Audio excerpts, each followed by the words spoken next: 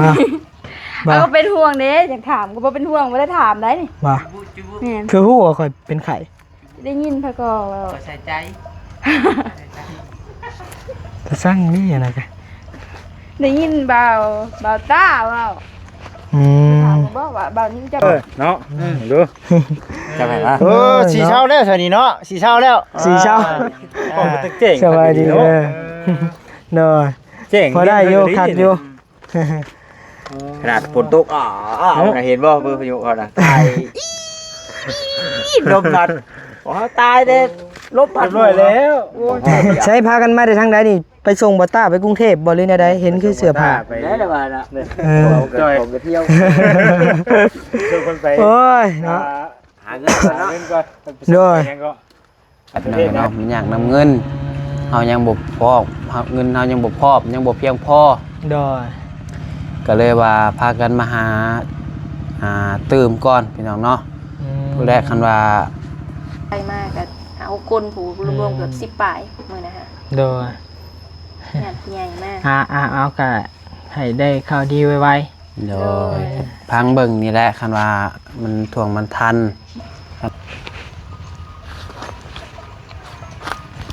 เฮ้ยน้อย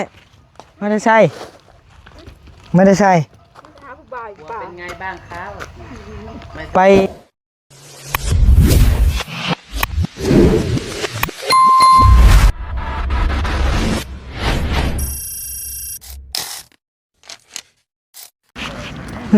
พี่น้องเอ๋ยป้อมือนี่ขึ้นมาหลายขั้นแท้เนาะ1 2 3 4 5 6คนพี่น้องเอ๋ยรถ2คันฮะโอ้รถหุ่นของแท้ได้นี่ได้สบายดีเด้อขึ้นรอบ่เก่าบ่ได้เนาะรอบ่โอ้ยเนาะมีเงินเด้เนาะเสียได้มีแต่ย่าในกระเป๋าก็ได้เฮ้ยสบายดีเด้อบ่ตาเด้อใช่สินั่นบ่ฮะบ่ดียังบ่ไข้บ่ได้นี่คือก็ไข้แน่แล้วพอได้อยู่พอได้ไปพอได้มาว่าหยังดอกว่าซ้ำกันเลยกับบ่จิตนี่เนาะดูจะไปละสีเช้าแล้วใช่นี่เนาะสีเช้าแล้วสีเช้าเจ๋งสบายดีเด้อเนาะเจ๋งพอได้อยู่คักอยู่ขนาดฝนตกเห็นบ่เบอร์พายุเขาน่ะตายลมพัดอ๋อตายเด้ลมพัดด้วยแล้วและมันเอาบ่ทันที่กันเลยใส่เลยชามือน่ะอยู่นี่บ่มื้อนั้นโดยกอดเสาห้องใช้พากันมาได้ทางใดนี่ไปส่งบ่ต้าไปกรุงเทพบ่หรือแนวใดเห็นคือเสื้อผ้าไปได้แล้วว่าน่ะจอยผมไปเที่ยวชวนคนไปโอ้ยเนาะหาเงินก่อนเนาะด้วยประเทศงานบ่เคยคอมเมนต์บ่เคยมีใครดอกไปคอมเมนต์บ่อันนั้นน่ะเขากำลังฮิตเขากำลังฮิตอยากไปนั่นมันยังว่าอันที่ว่าเพิ่นหาให้งานลาวนะสวิตบ่เกาหลีบ่เกาหลีญี่ปุ่นเกาหลี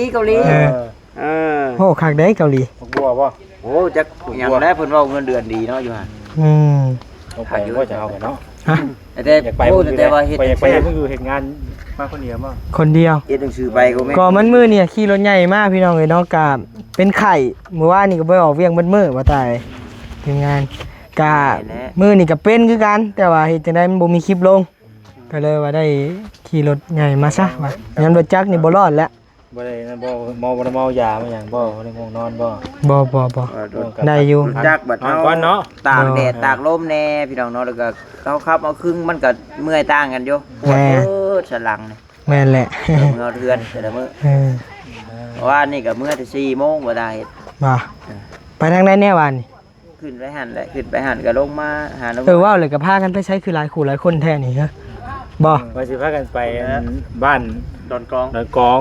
ยังบ่ได้ไปบ่ยังไม่ไปมาเวอีกก่อนโอ้มาเวอันพร้อมกันบ่เคสใดเอาเคสอันพาบ่ลีไปมื้อนั้นน่ะโอ้เทือนห้างน่ะไก่ซ้ำเนาะได้แล้วไก่ซ้ำเด้อไก่โน่น้ำมันลงแล้วจักน้ำมัน28น้ำมันใส่จักลิตรพอดูว่ากลับได้อยู่บ่500,000ได้อยู่ดอกกลับได้อยู่ใช้คนละเซนเอ้ยเนาะผู้พ่อบ้านเดียวกันได้กับรถบ่จิตเนาะเดียวกันบ่จิตนี่ไป ประหยัดกว่าเฮาหน่อยหนึง บ่ที่ดูที่โบ้บ่ ประหยัดกว่าหน่อยหนึงจักเท่าใด2,800บ่ เฮ้ย24 2,400ห่านประหยัดกว่าเฮาอีก เจ้าเท่าไหร่ 2,500 โอ้โหปัญหาดูเด้อเนาะ จักใหญ่แต่ว่าประหยัดเนาะ เท่าไหร่ กินหลายใจกินหลายของน้องเพิ่นสิ โอ้ของเฮาจักใหญ่ เออ น้อยสำหรับวิโก้นะ แต่อันนี้2,400เนาะ แม่ พละกำลังมันก็ต่างกันเลยเนาะ โมบ่ไหวหมอนี่แหล้วหมอนี่แม่นอยู่จักน้อยแต่ว่ามันจูนใหม่เด้เออ มันก็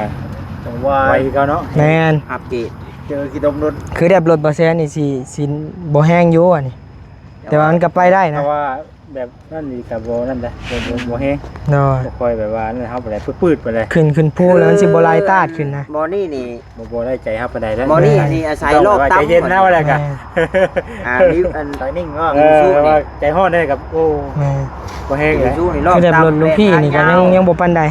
เล่นทางยาวรอบต่ำ แม่น ประหยัดแน่ ประหยัดแฮงยอมรับอยู่อันนี้นะซ้ำมานี่นะอุ้ยแสนปลายก็ฮอด โอ้แม่นบ่เซ็น ฮะอ้าวซ้ำมานี่แสนห้าสิบ่ฮอดบ่เออ แต่ว่าบ่มีน้ำมัน 200,000ได้อยู่ ไปกลับบ่ 200,000ได้ ไปกลับบ่ เบิดน้ำเก่ามาเห็น บ่แสนน่ะไปกลับ200,000บ่นิ้วไปกลับ400,000เออ ได้กันอยู่ กลับบ่จิตนี่สิพูดแหล้ว เข้าใจกันอยู่เข้าใจอยู่กับทางน้องนี่ เนาะ แต่ว่าเฮ็ดได้ชัด แต่ว่าน้ำมันลงแล้ว มันลง ดีใจแน่แล้วหน่อยหนึง น้ำมัน เอา ก็ลง เป็ด แน่ บ่ 28,000 ไทยบ่กี่ทั้ง5 12 14เนาะ เนาะไปจนบ่อยากรอด ไปขี่รถจักรได้น่ะแล้วก็ดูขี่บ่แห้งเลยบ่ไอ้บ่พ่อไงกับเจ้าตอนนั้น โดย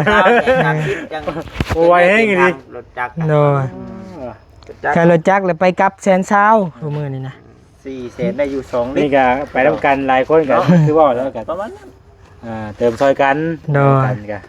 หรือว่าแบบเฮ็ดหลังคาบ่ได้เฮ็ดเอาเบาะใส่ทางนอกได้เฮ็ดขี่คือรถรับส่งนี่ได้ สิมาเดซิโนขึ้นดงเห็นติพอได้คนเนาะคนละ50คนละเช้าก็ย่าแล้ว ตามไม่สมควรแต่ว่าเวียกออกแต่ละมื้อนะแบบว่าได้คนประมาณจักคนบ่ได้ใส่น้ำมันรถให้เฮานะแต่ละมื้อน่ะ คืออยู่ได้ มาส่งเห็นเฮาก็มาเวียกเขาเลยบัดนี้แต่ละ ค่ามื้อเด้ซะ เอาขาเมื่อไงกับเจ้าละรถไปนะเนาะ เดี๋ยวเดินท้ายเห็นได้จ้ะ การแกเดียวเนี่ยไปเดือนมันรับส่ง ใบเหลืองหับส่งเนาะ โอ้ยแน่อีกแล้วดิ ก็ในเม็ดนั้นต้องไปจดแท็กซี่อีกบัดเสียค่าแท็กซี่อีกบ่ได้อีกบัด ค่าเปลี่ยนป้ายเฮ็ดป้ายธุรกิจมันก็แพงเกินไปเนาะ ก็แพงเติบอยู่ที่ ต่างหากเด้เนาะ นั่นเดี๋ยวนั้นมันก็ต้องเปลี่ยนป้ายดิ เปลี่ยนแล้วทิ่มและป้ายเหลืองเฮาบ่คักอีกบัดนี่ มันก็ต้องไปเปลี่ยนป้ายธุรกิจแล้ว งานก่อน แล้วหมดแล้วบ่นี่ แล้ว โอ้สิไปพุ่นต่อ ไปเหมือนกันป่ะ บ่ไปดอก ไก่ป่ะ ไกลครับ ไก่ดอก บ่ตาไปน้ำเฮาบ่ตา ไปใช้ ไปน้ำเฮาอยู่นี่แหละเมื่อน้ำเฮา เมื่อได้อยู่บัตรขาลงมาไปหันก่อนเรียกไปหันก่อน เออ เรียกก่อน โดย ขี่รถใหญ่อยู่เวียนขี่ดอก โอ้ย่านใด ญาติว่าร ถใหญ่ย่านกูรถจักรอีกเออ เข้ามาบ่ได้นะเข้ามารู้จักนี่มันช่อน ใครอยู่บ่ว่าใจมาเอารถแล้วขึ้นหลังรถแล้วก็เมื่อน้ำกันก็ได้ ญาติว่า ถ้าเพื่อเจ้าออกมาก็คำติเออ นั่นคือทั้งที่เราอยากไปชองจะชองแล้ววันนี้ดิใช่ ขายอีกติ ว่ากับผู้สาว อย่าอะไรเมื่อผู้เดียวนี่แหละ อยู่น้ำก็ได้เพิ่นว่าหั่นน่ะอย่าต้องเบลวินหูเพิ่นอยู่ห่า บ่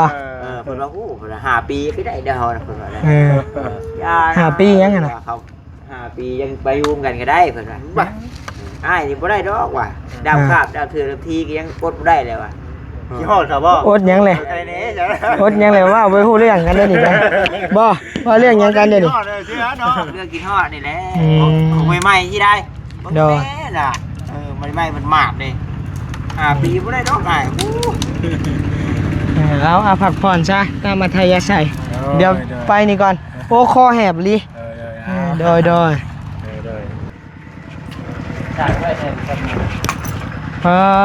โตเคยใหม่ไพ่ใหม่ ใส่ขอบไปเลย โดยใช้ไพ่สิไปใช้กระสอบมันแทรกนะ น้องน้อย สิไปใช้นะ น้องสิไปกรุงเทพบ่หรือ อ้าวสร้างว่าวเดี๋ยว ไป บัด ไหน นี้ ว่ามาเลยกัน ไปใช้เลยน้อยไปใช้นะ ไปรถหาผู้บ่าว หาผู้บ่าวหลัดป่าไปแล้ววันนี้เนาะเป็นได้ผัวได้ยินข่าวบ่สบาย โดยบ่สบายแต่ก็อดอยู่บ่ได้อยากมาจะเฮ็ดจังใดนี่นะ ขี่รถใหญ่มากเนาะ โดย จักบ่ได้แล้วตากลมตากแดด แม่ ตื่นได้น่ะ เป็นจังไดข่าวดีเฮาเดือนใดมื้อใด ยังบ่ฮู้เรื่องนี้ เอ้า ที่ไปมื้อนั้นก็คือถามขาดองก่อน บ่ โดย เห็นอยู่แต่เบิ่งบ่จบจักอีหยังโว้ย ใหญ่พัดลมกัน เวลาดีได้หาเศร้าผม เช่าเว้ยปอ รถอยู่ได้แหละแต่ว่ากับคนเบิกกันพอได้อยู่ ใช้นั่งคู่กันมึงดู นั่งๆบอก ภาษาแม่จ้ะ พวกทีมงานไปกันสิไปแหละพี่น้องเลยไป ไปทับกันเพชรไปก่อนเพชร อยากได้รถเด็บเข้านี่เดเนาะคือสิขี่มวนขี่มันว้าได้รถเด็บบอแซนนี่เดว่าคือสิขี่มวนขี่มันวะ ชอบประหยัดก็ไม่ได้ขี่คือจะว่าแหละ ว้าวแล้วก็ค่อยมีเงินจักอีก200,000 บาทค่อยเอารถค่อยไปเทิร์นใช่มันแล้ว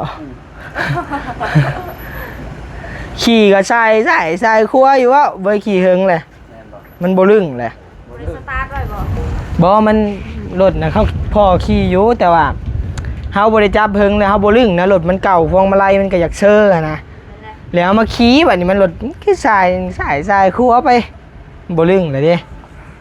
เข้าใจอยู่แบบมันจับรถโดนแล้วคือแบบบุลื่นนะ โดย บุสนิทกับรถเลยนะ แม่น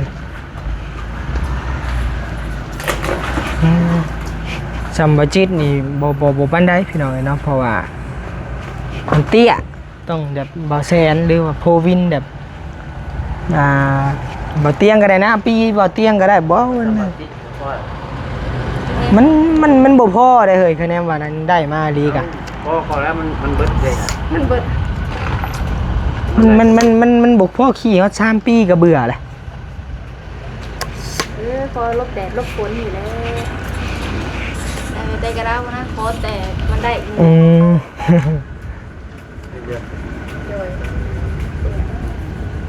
เดี๋ยวอยากไปเฮ็ดซีใหม่อยู่รถกะ10,000ป้ายบ่มีเงิน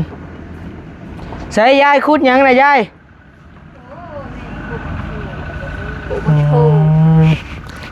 เป็นจังไดเฮ้ยมื้อมีข้าวดีบ่หรือได เสียง เฮ้ยเนาะยัง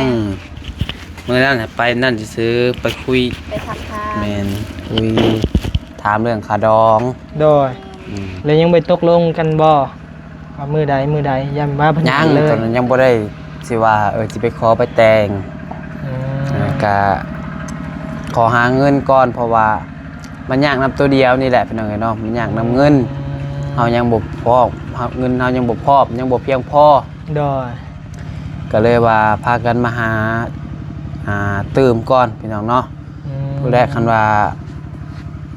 พอมือใดก็จังสินัดผู้รักผู้ใหญ่เพิ่น รวมกันใหม่เนาะ แม่นนมกันใหม่นัดมือว่าสิแต่งเลยบ่คือว่าสิขอแต่ว่าในใจก็จักแต่งเลยแหละพี่น้องเอ้ยเพราะว่า บ่อยากเฮ็ดหลายพิธีพี่น้องเลย บ่อยากเฮ็ดหลายเทื่อมันเมื่อยคือฮู้อะไรเฮ็ดงานเทื่อนึง มื้อน่ะจะลงน้ำข่อยเท่าใด ฮะ ค่าดองเท่าใดแม่ทางซาเบลเอิ้นมื้อน่ะข่อยเอิ้นข่อยเว้าเท่าใด45 ล้านบ่ข่อยว่าบ่ แม่นแล้ววะคลิปเบลต้าก็มี ไผถึกแหละไผถึกบัดนี้ บ่มีไผถือ50ล้าน 50 ล้าน เพิ่นเว้ามา70ล้านทีแรก70ล้าน โอ้ คำ2 บาทงัวเป็นงัวตายในละโตหมูตัวหนึงแล้วบัดนี้ 70 ล้านแล้วบัดนี้ต่อลง ต่อขึ้น ต่อขึ้นเหลือ50ล้านคำบาทหนึ่งงัวตัวหนึ่งหมูตัวหนึ่ง โดย แต่ว่ามือโปงแท้โปง30ล้านคำ2 สลึงหมูกับงัวในละโต โดยสำคัญกับเอื้อยข่อย แม่นบ่ แม่นบ่ แม่หักเอื้อยข่อยนะแม่ข่อยเอิ้นมีแต่เท่าไหร่วะ ซ้ำๆกันนี่แหละ แต่ปงกับปงทำกัน แม่ซ้ำกัน ปง30 ล้าน 30 ล้านกับคำบาทนึงปงเอื้อยข่อยนะ อันนี้2สลึงคัน เพิ่นปงหมดเลย ค่อยอันนี้ยังได้ข้างอยู่ แม่น ข้างนี่แล้วเพิ่นข้างแล้วเพิ่นเอาไปเฮ็ดหยังบัด อ้าวสมมุติว่าภายได้ภายหนึ่งสมมุติว่าข่อยซะไปนอกใจซาเบลแบบว่า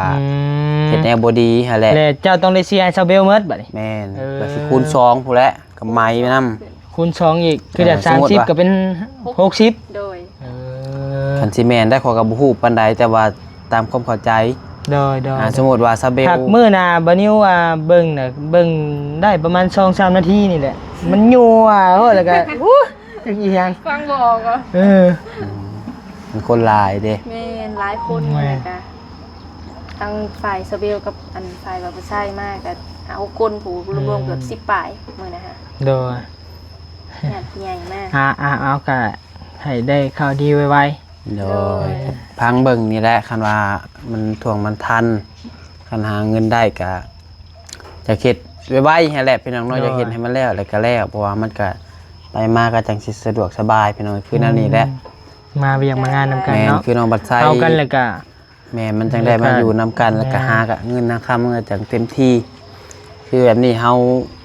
เป็นผู้บ่าวผู้สาวก็ยังอยู่กันบ่เพื่อนมั่น เว้าง่ายเงินก็ยังทงไผทงมันอยู่นะ โดย จังได๋ก็ให้ได้ข่าวดีไว โดย ๆ30 ล้านปงก่อนเนาะคำ2สลึง แล้วคันว่าเจ้าซอยจัก10นี่ก็สิได้ไว้อยู่ แม่นพอมี เออ ขอ คันว่านั่นก็สิกู้สิยืมมาให้ดอก30 ล้านน่ะแล้วเจ้าใช้ได้ ใช่ เออ ใช่เจ้าเพื่อ เส้นเจ้า 2 โมงไว้เนาะ ไว้เนี่ย ไว้ ชั่วโมงเลยบรรยากาศคือ ค่อยออกมาก็1โมงเท่าไหร่1โมง3นาทีออกมาแต่เฮือน เดินทางแต่ละมื้อ1ชั่วโมง1ชั่วโมงนะ แม่นล่ะ มันอยากไปมาเฮา ค่อยว่าอยากไปเยี่ยมอีนางน้อยเพิ่นอยู่ปะ ไผนาง ผู้ น ใด น เขตใหม่เด้ เฮ็ดใหม่บ่ แต่ว่ามันจะใกล้แน่นะ โอ้ เลยก็อยากไปเยี่ยมเบิ่งทางชาวนงก็ชวนไปเฮ็ดกินอยู่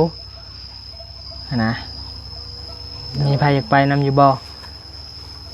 ก็อยากไปอยู่แต่ซาเบลเราบ่รอแล้วสิเมื่อไว บ่ เพราะว่าแม่เฮ็ดเปียกกลางคืนแบบนี้ต้อง เอาเราเฮ็ดหยัง เราเฮ็ดโรงงานยาสูบฟันยาฟันใบยา เอาเราไปเฮ็ดอยู่โรงงาน โดยแล้วบัดนี้เพิ่นแบ่งเป็น2กะมีทั้งเช้ากับแลงแบบนี้ อ๋อ ต้องในเมื่อเบิ่ง เอาเฮ็ดกลางคืนนี่ต้องเฮ็ดเบิดคืนเลยบ่ บ่เริ่ม3โมงจนถึง11โมงเลยอ่ะ 3โมงแรงเฮานี่บ่ โดย3โมงแรง ใครรู้ซั่น ถ้าสอดแจ้งเราอาจจะบ่ไหวดอกส่วนหลายผู้ไปเฮ็ดกะมีแต่วัย30-40ขึ้นไป แม่นแหละพี่น้องถ่าน้องน้อยมาก่อนจักไปทางใดเลยว่าไปหาผู้บ่าวเล่นเขาป่าดึง มาแล้ว อย่าไปคุดค่ำหันหลายกว่า แม่นครับ เด้อไปปลูกยังแม่หมักชั่วไผชื่อมาให้โอ้ เดือนกินใจรอด สบายดีเด้อเสียงเฮาก็บ่มีแล้วไม่โดยเดี๋ยวไปเอาไม้ก่อนพึบเกือบว่าสิบ่ได้มาหายายแล้วมื้อนี้ เป็นอะไร เป็นไข่ ขาตุกบ้างบ่ลูก ฮะ ขาตุกบ้างบ่ ไข่ยังเกาะ ขายห้างที่ จักว่าวพี่จัง นั่นตัวแม่อู้บ่ดีแบบนี้ คุมแล้วจังเม็ดใช่นะ แม่ใส่3 เม็ดแล้วบ่ นั่นละเด้ ใช่ยังอยู่กับว่าเม็ด กับมอดแล้วยังน้อยนึงอยู่ ปลูกมันเม็ด พุทธีเด้อ ได้แล้วพอดีงามใช่หมอนี่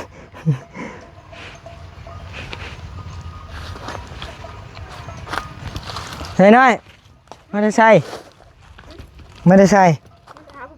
ป็นไงบ้างครับ